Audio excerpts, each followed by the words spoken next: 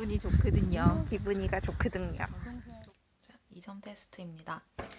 그림 가와 나는 공기덩어리가 단열 팽창, 단열 압축할 때의 모습을 순서 없이 나타냈다고 하는데 가에서 보면 공기덩어리는 화살표를 따라 내려오면서 전체적으로 압축된 모양이고요.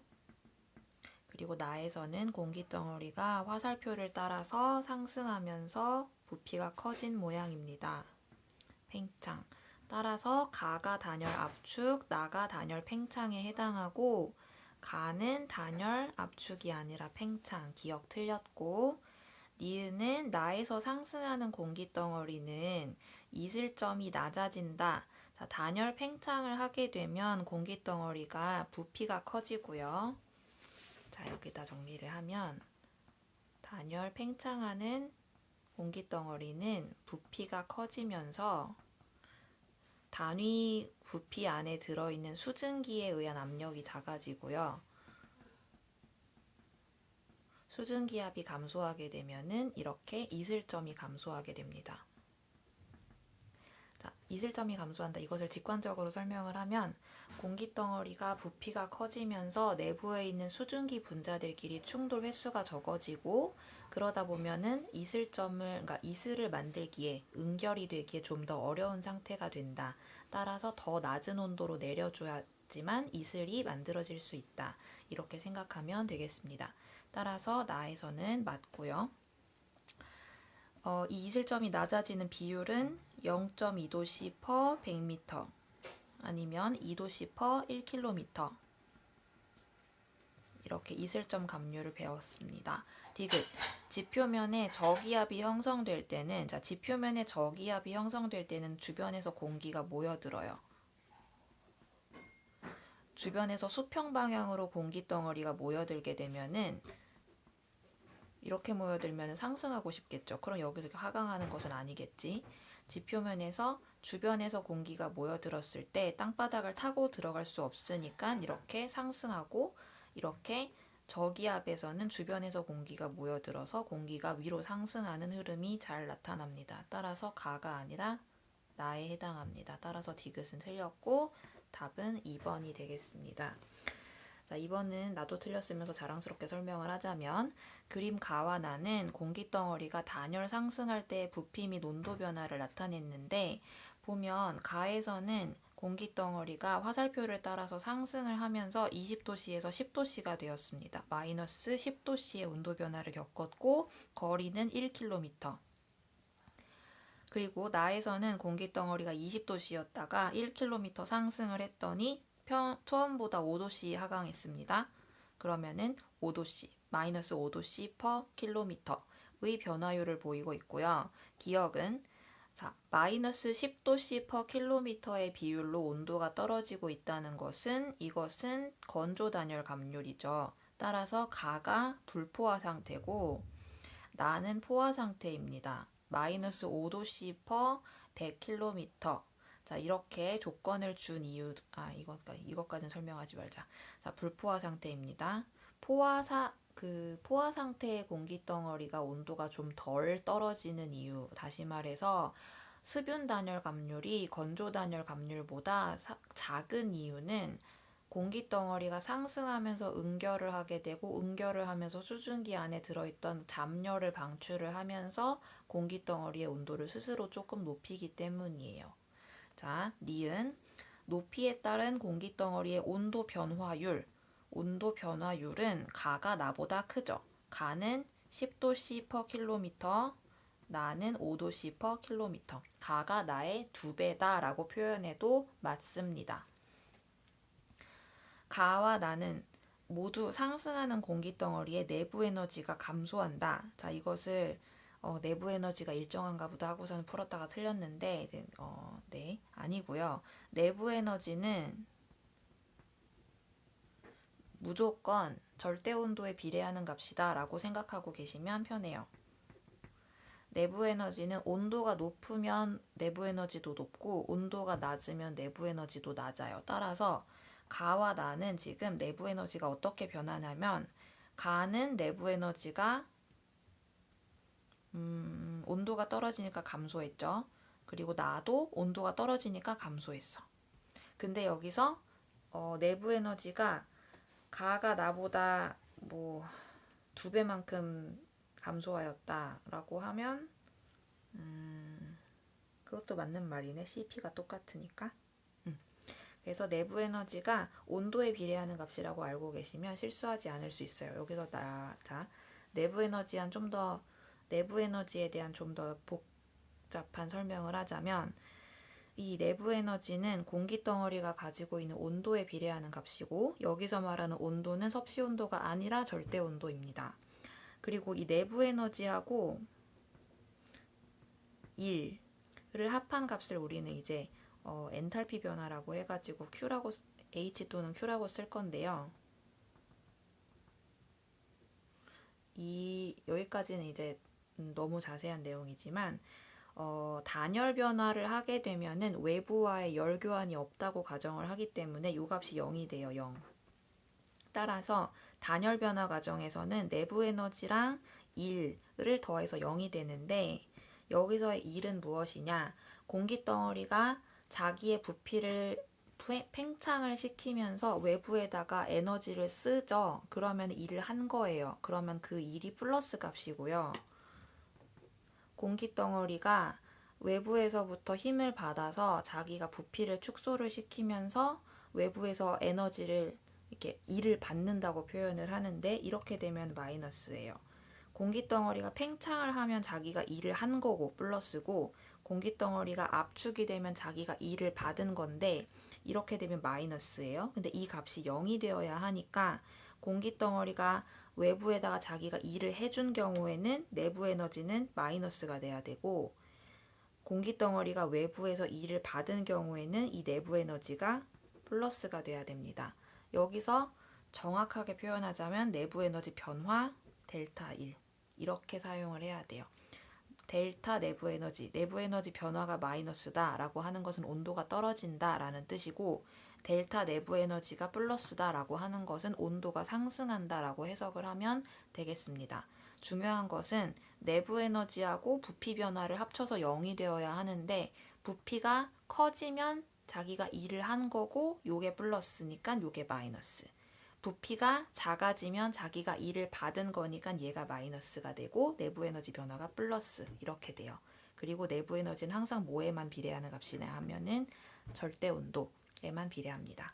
따라서 얘는 모두 내부 에너지가 감소한 경우에 해당하고요. 온도가 낮아졌으니까 그리고 기역 니은만 맞아서 니은 디귿만 맞아서 답은 4번입니다. 이렇게 문제 풀면서 나하고 공부하는 거지. 자, 상승 응결 고도에 대한 설명이고 기역에서 자 봅시다.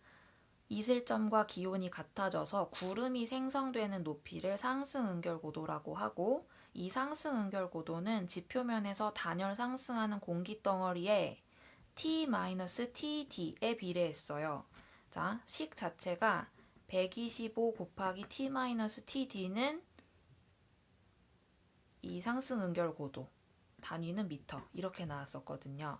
그러면 얘는 상수고 이거에 비례하는 값인데 이것은 그때 공기 덩어리의 지표면에서의 기온 마이너스 지표면에서의 이슬점 온도가 되겠습니다.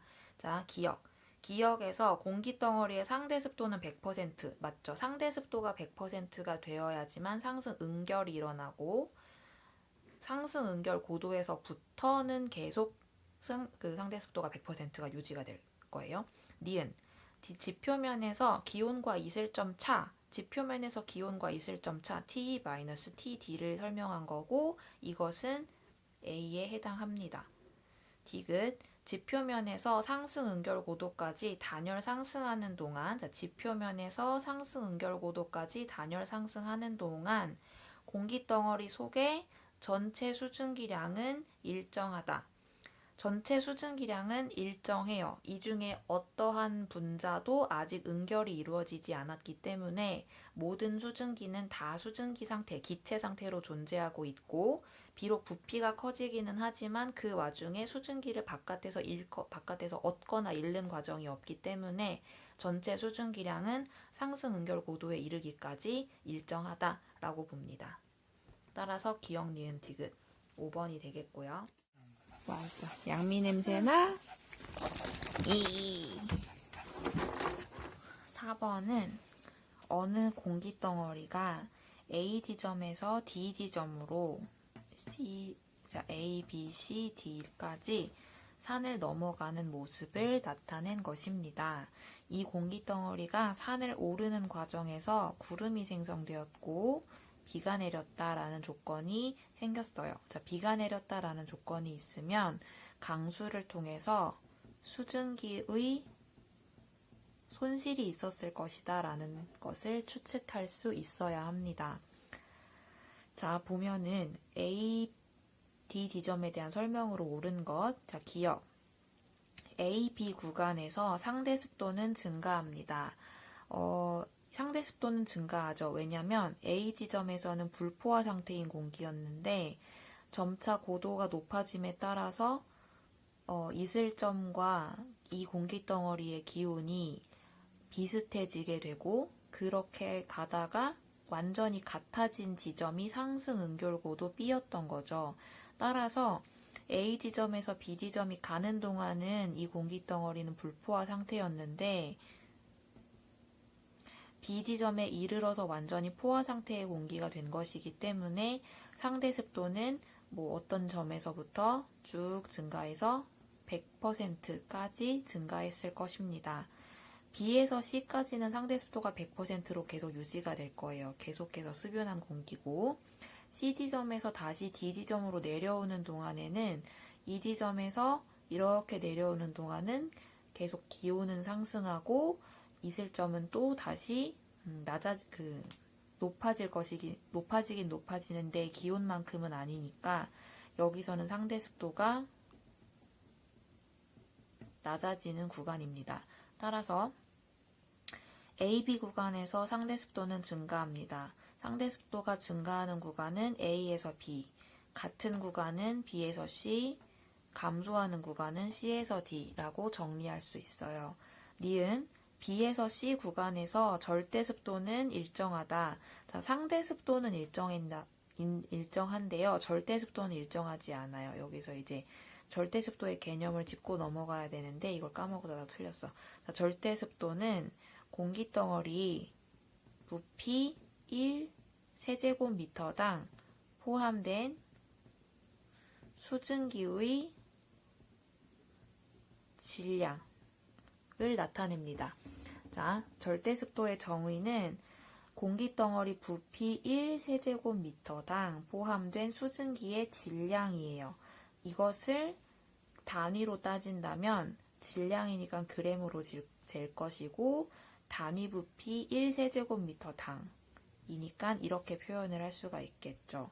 자, 그러면 자, 그림으로 올라와서 단위 부피 1m, 1m, 1m인 이 공기덩어리 속에 있는 수증기는 이제 이 공기덩어리가 계속해서 팽창은 하는 와중에 강수를 통해서 계속 수분을 잃어버리기 때문에 이 공기덩어리 안에서 수증기로서 그램을 잴 수 있는 수분은 계속해서 양이 줄어들고 있어요. 따라서 절대 습도는 감소하는 중입니다.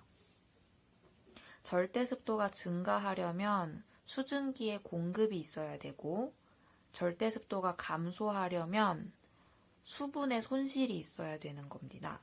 자, 여기서는 수분의 손실이 계속해서 일어나기 때문에 절대 습도는 감소하고 있어요. D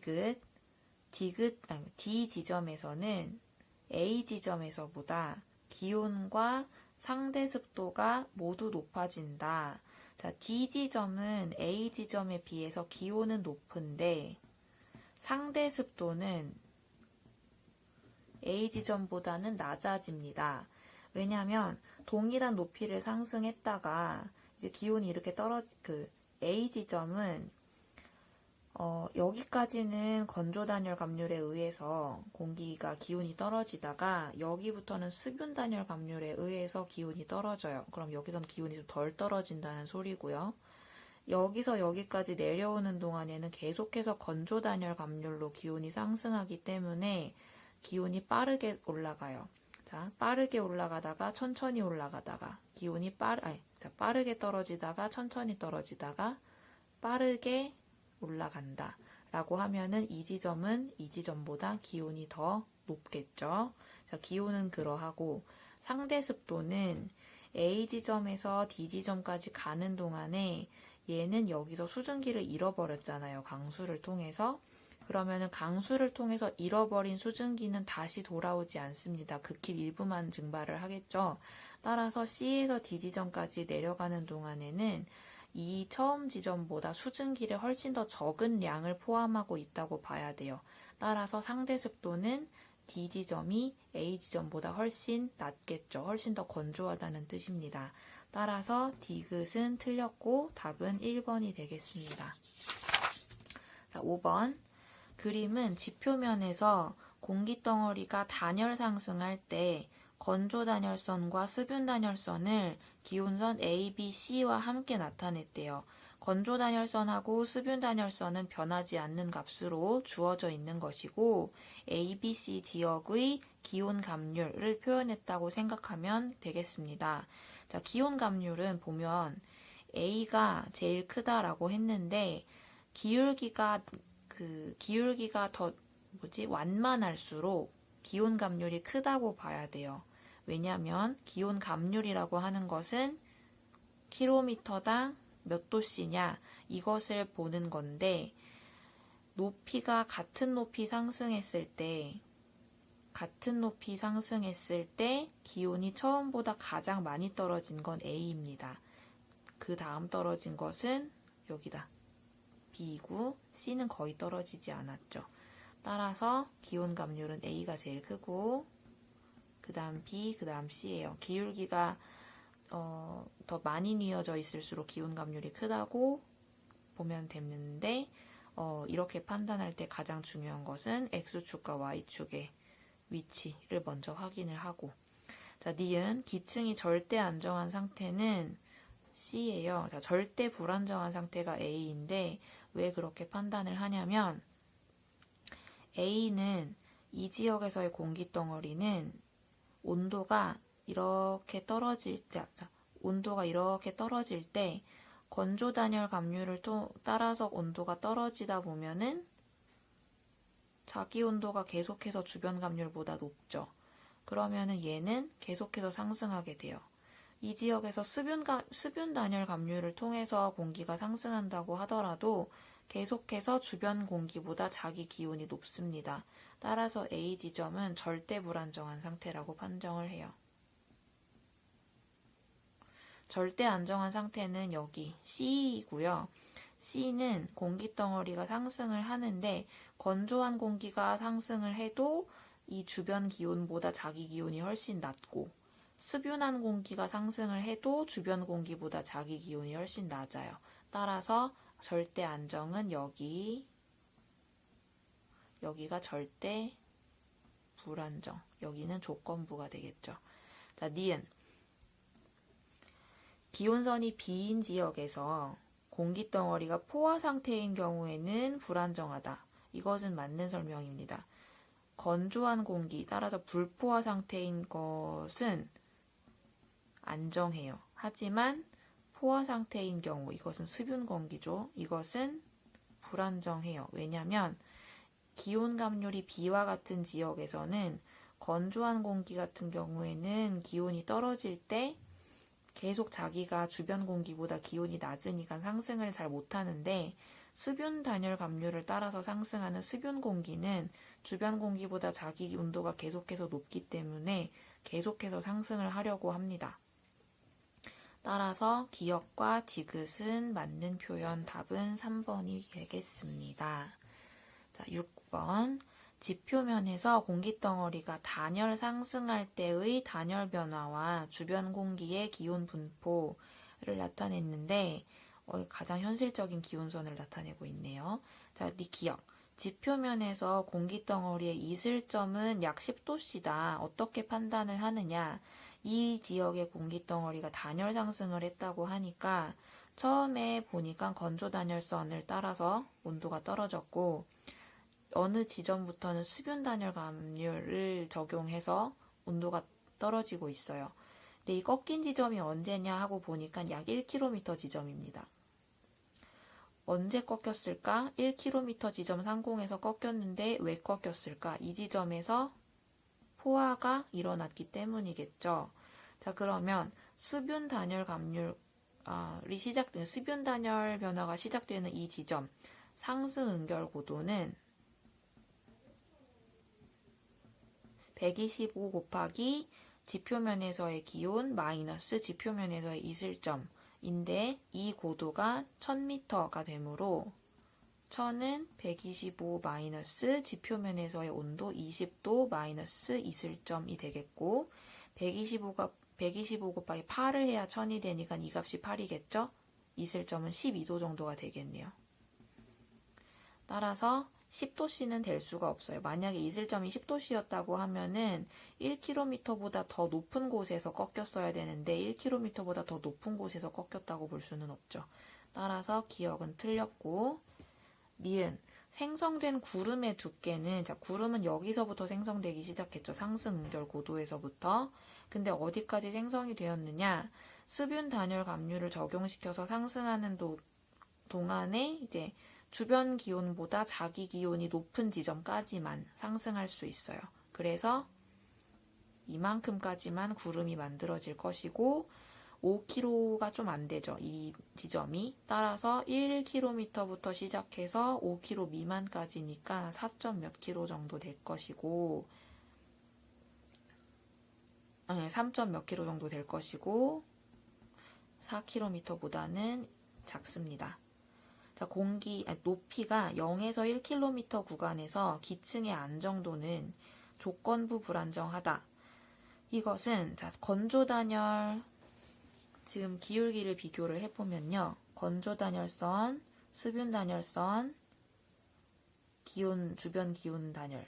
자, 이것은 절대 불안정 상태예요. 기온 감률이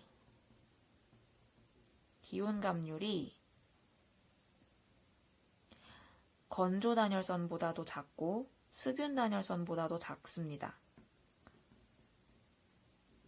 기온 감률이 건조 단열 감률보다도 작고 수분 단열 감률보다도 작아요. 이렇게 되면 공기덩어리가 드라이하든 웻하든 간에 어떤 상태로 상승을 하더라도 주변 기온보다 공기덩어리의 온도가 높을 것이므로 절대 불안정한 상태가 되고 답은 니은이 되겠습니다. 자, 7번. 어느 지역에서 맑은 날 오전 5시부터 2시간 간격으로 우선 오전 5시, AM5, AM7, AM9 이렇게 측정을 했다는 거죠. 자, 높이에 따른 기온 분포를 나타냈는데 우리가 이렇게 시간이 새벽에서부터 아침이 되는 동안에 지표면 근처의 기온은 계속해서 높아지죠. 해가 뜨고 하니까. 그러면 지표면 근처에서 가장 기온이 낮은 시각이 AM5일 것이고 지표면 근처에서 기온이 가장 높은 시각이 AM9일 거예요. 그러면 지표면 높이 0m에서 가장 기온이 낮은 C가 새벽 5시, 그리고 지표면 근처에서 기온이 23도에 육박하는 이 시각이 오전 9시에 해당할 것이고 이게 7시쯤 되겠습니다. 자, 시간 순서는 그래서 C, B, A라고 봐야 되고요. 높이 0에서 500m 사이에서 대기의 연직 운동이 가장 활발하려면 차가운 것은 내려오고 뜨거운 것은 올라가야 되는데 자, 차가운 것은 내려오고 뜨거운 것은 올라가야 되는데 뜨거운 것이 밑에 있으면 그리고 차가운 것이 위에 있으면 대류 운동이 활발하겠죠. 자, 뜨거운 것이 밑에 있고 차가운 것이 위에 있는 AM9 요 시각에서 가장 연직 운동이 활발합니다. AM5 쪽에서는요. 새벽 5시는 그 지상부터 한 고도 50m 되는 지점까지 역전층이 형성되어 있어요. 여기 같은 경우에는 대기오염물질이 발생하는 경우엔 펴지기도 쉽지 않고 공기덩어리의 상승 운동도 상당히 억제되는 편입니다. 자, 다른 조건이 동일하다면 지표면에 대기오염 물질 농도가 가장 높을 때는 C이다. 이것은 맞아요. 왜냐하면 다른 조건이 동일하니까. 그러니까 만약에 다른 조건이 동일하지 않으면 오염물질이 가장 높은 시간대는 아마 9시일 거예요. 이때가 출근 시간이니까. 근데 그런 조건 다 무시하고 뭐 출근 시간이네 아니네 이런 조건 다 무시하고 동일한 양의 대기오염 물질을 가지고 있다고 가정하면 역전층이 형성되어 있는 새벽 5시에 가장 지표 근처에 오염물질이 농집되어 있을 가능성이 크겠습니다. 따라서 답은 니은 디귿으로 표시를 하고요. 마지막 8번. 여러 가지 안개를 분류하였다. 자, 안개는 우리가 크게 두 가지의 원리에 의해서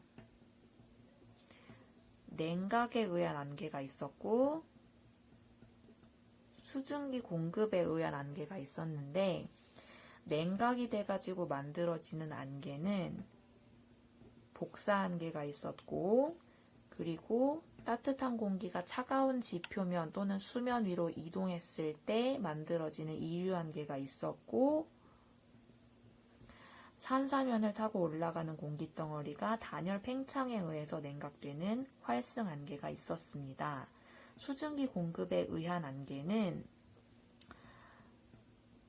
따뜻한 표면에서 차가운 공기로 수증기가 증발해서 만들어지는 증발 안개가 있었고 또 전선 근처에서 그 수증기가 증발해가지고 만들어지는 전선 안개가 있었어요.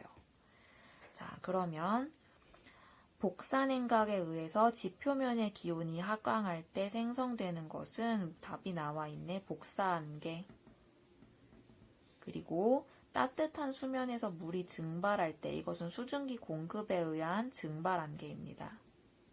여기도 답이 나와 있죠. 활승안개는 지형을 따라 상승한 공기가 냉각되면서 생성되는데 이때 단열 팽창에 의한 냉각이겠죠. 기억. 가는 바람이 거의 없는 날 새벽에 잘 발생해요. 바람이 불면 수증기를 퍼뜨리기 때문이죠. 자, 니은. 나는 수증기량의 증가에 의해서 생성되는 안개입니다. 수면에서 물이 증발했다고 했죠? 수증기량 증가 맞고요. 기억. 공기의 단열 팽창으로 인해 나타난다. 단열 팽창되면서 냉각돼서 공기가 온도가 떨어지는 거죠. 자, 기억, 니은, 디귿 5번이 답입니다. 순금이 보러 가자.